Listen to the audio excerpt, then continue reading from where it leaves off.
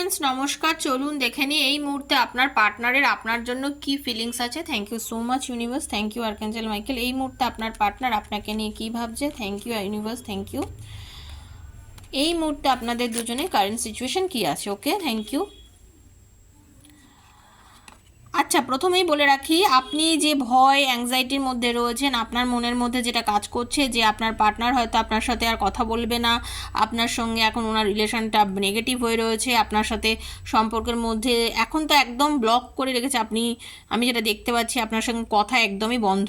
তো আপনি ভাবছেন যে আপনার পার্টনার হয়তো আপনার সঙ্গে আর কোনো রকম ডিসিশন নেবেন না, কোনো রকম কন্ট্যাক্ট করবেন না, কিন্তু না, আপনি ভুল ভাবছেন। আপনার পার্টনার একটা সময় আপনার সঙ্গে যোগাযোগ করবে, ব্যালেন্স মেনটেন করবে, ঠিক আছে।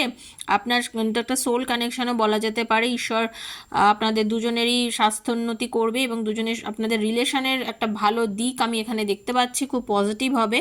এবং আপনাদের ভালোবাসা, মনের জোর, ঈশ্বর বলছে মনের জোর রাখুন, কারেজ রাখুন। হ্যাঁ, আপনাদের দুজনের কিন্তু মিল হতে চলেছে। ফোকাস রাখুন সম্পর্কের ওপরও, নিজেরা ফোকাস রাখুন, নিজের ওপরে আত্মবিশ্বাস রাখুন। আপনাদের দুজনের ঈশ্বরের আশীর্বাদে একটা না একটা সময় নিশ্চয়ই মিল হবে।